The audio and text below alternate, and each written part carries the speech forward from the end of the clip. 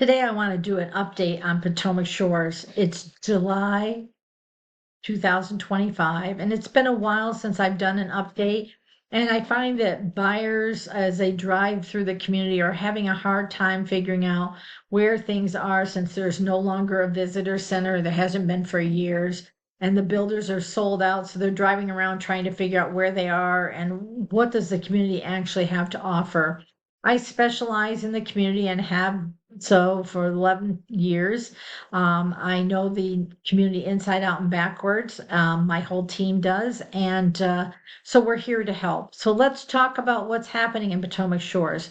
First of all, when you come into the community and you turn off of River Heritage, you come into Route 1 off River Heritage, you'll find Potomac Shores Parkway.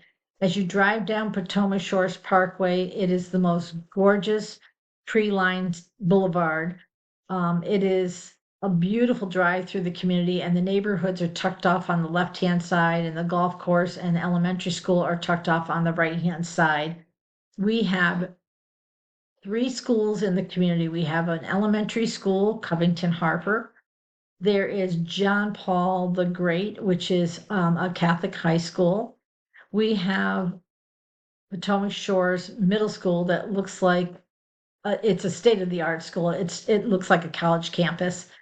There's the Allie Krieger Soccer Stadium, which is a county facility that is in the middle of our community, which is amazing asset for the young people of the county. As you drive down the parkway, you'll see the golf course on the left and right-hand side. And as you come to the top of the hill, as you drive through the community, you're going to come to the town center, the future town center. It's starting to come to reality. As you hit the crest of the hill, you can see that the Shores Club, which is the hub of our community, with our rec center, our pools, our multi-purpose court, our community gardens are all on the right-hand side. And on the left-hand side, you can go down Dunnington out to the golf club and the beautiful brick road that leads you out to the bluff and to the VRE station, the future VRE station. As you drive through the town center and you drive down through, you're going to see a beautiful central park that's being installed with a wonderful playground and amphitheater and a rain garden. Landscaping is just top notch. This developer doesn't do anything halfway. They do an instant gratification, which I love. You'll see the VRE building is standing. It is almost complete. It will not be operational until the VRE platform is up and going. We may have retail in there and a restaurant in there before we actually have a viable VRE station active with passengers. We're waiting for the final approval for the VRE platform. The developer expects that to be by the end of December. We've heard this before. We've been waiting and waiting and waiting with all the red tape of CSX and VRE in the county. But it sounds like we are almost there. It's going to take about 2 years to build that platform. And the reason for that is behind the VRE station is a steep hill that goes down to the railroad tracks. And on the other side of the tracks is the Potomac River. It is a treacherous place to work. They're going to have to bring all the infrastructure down to build that platform. The men and women who work on that platform are going to have to be aware of when the trains come through for CSX and VRE and be able to move off the tracks to allow the trains to pass and then go back to work. It's not going to be an easy job, but they are prepared to do it. It will take 2 years to finish that project. Once they have that, we will have a viable VRE station.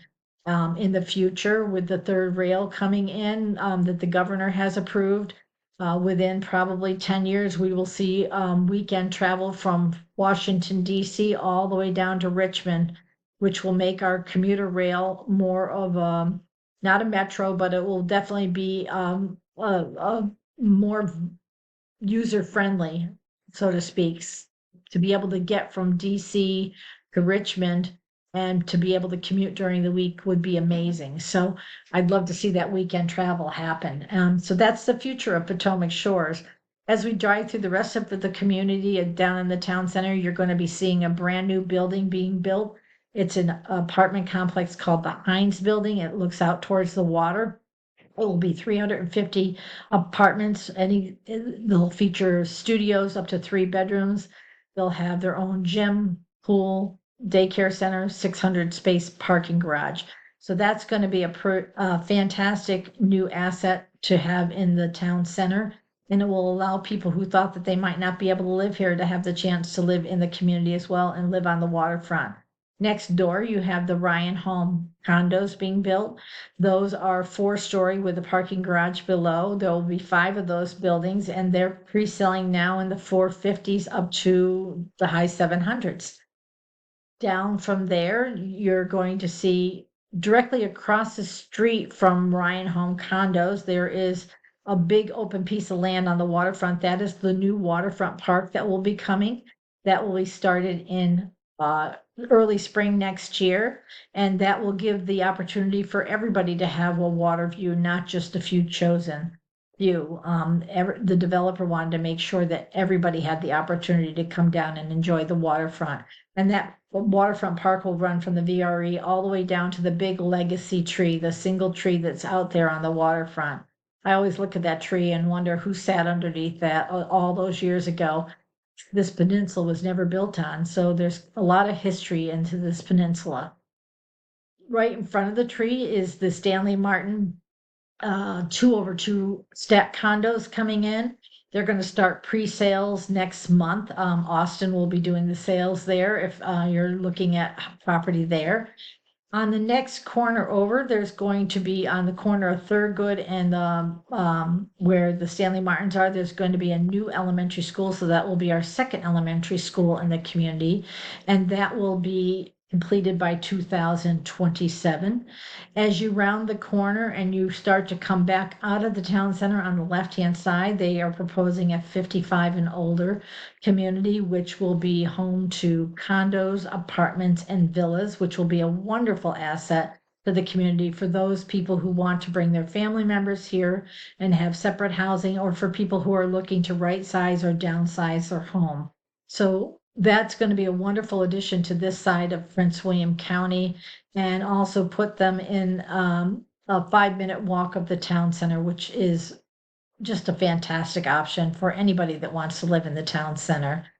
Up on the next corner, there is an approved daycare center coming in, and then behind that on Dunnington, on the brick road that goes out to the golf club, there are brand new Stanley Martin 4-level townhouses coming on the market. They'll start pre-sales in about 2.5 months, and those will start in the 800s.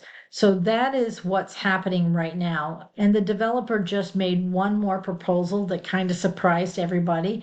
They have a piece of land over off of Cherry Hill Road that is not in Potomac Shores, but they have a piece of land that they have a proposal to build 113 townhomes and single families. If that were to be approved, it would be entered into off of Cherry Hill Road. It's still not, we're still not sure if it's going to be part of Potomac Shores or if it's going to be adjacent to Potomac Shores. That's information to come in the future.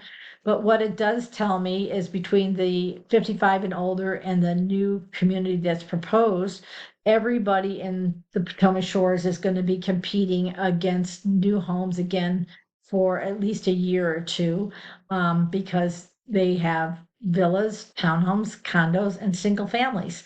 So lots happening in Potomac Shores, and also the new parkway, Potomac Shores Parkway, at the big pillars that enter into the community. Across the street, there are white barriers. Those white barriers are blocking people from going down that way, but that's where the new parkway is going to extend out to 95, or actually 234 and 95, and join up. Once that happens, we will have direct access from 95 into the community for the VRE. We have the golf course, the Jack Nicklaus Signature Golf Course. We have the waterfront and town center and a VRE station. So the community is going to be quite something when it gets finished, and we're almost there. The town center, I hear people rumbling that there's no room for retail. They've built all these houses in here. They have been approved for 3,987 homes from the beginning. They are not adding any more units to the town center. In fact, the Ryan Home condo buildings could have been 10 stories high, and they are only 5. One level is a parking garage, and 4 level are housing units. So that means they have plenty of extra units available that they can put within the town center. They have 185,000 square feet saved out for retail. And people are looking at the space that's there and thinking, oh, there's not enough room for retail. Well, 185,000 square feet is quite a nice sized town center. When you think that something like a Uncle Julio's or a Firebird's restaurant would be somewhere around 6,500 to 7,500 square feet. And if you got a Brighton store or a Starbucks, you're talking about 3,000 or 4,000 square feet. In REI, you're probably talking 10,000 square feet. So there is more than enough room in 185,000 square feet to build a nice, usable town center. Now, people have been asking for a grocery store. If a grocery store comes into the town center, people have been saying they want a Wegmans. Well, once we have a Wegmans up there in Woodbridge already, so we're not going to get another Wegmans. It's not viable. But let's say we got a Publix or we got a Harris Teeter. Not everybody's choice, but let's say we got that. We would be looking at 30,000 square feet, 35,000 square feet, whereas the Wegmans is 85,000 square feet. We don't want to give 85,000 square feet up for a grocery store when you can have 35,000 square feet and leave more room for other retail businesses. It's all about choices. It's all about finding the right fit for the community. Now, the most important factor you need to know is if you are looking to build in the Potomac Shores Town Center, if you're a commercial business wanting to come in or a retail business coming in, or government office wanting to come in, the developer bidder is not going to be building the pads. Those pads are going to be sold off to individual developers who will then sell the building. They will either build to suit or they will sell the pieces of land. So if you have questions about what is possible, there's a marketing arm for the community, KLMB. You can also reach out to me, and I will put you in touch with the people that you need to talk with to get the information you need. I do feel like once the VRE station is completed, it's going to be fantastic. And I think that people will come once they see the approval of the platform for the Potomac Shores. And the first retail will probably be in the head house. The head house will be complete at the end of this year. The end of August or September. It'll be an empty shell. There'll be a couple retail spaces in there. And of course, a restaurant space up on top that will have fantastic views. So I look forward to seeing who's going to be the first businesses to move into the community.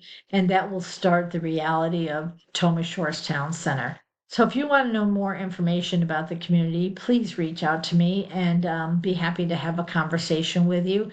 And I'll try and do another update as I see progress happening here in another month or two. Take care.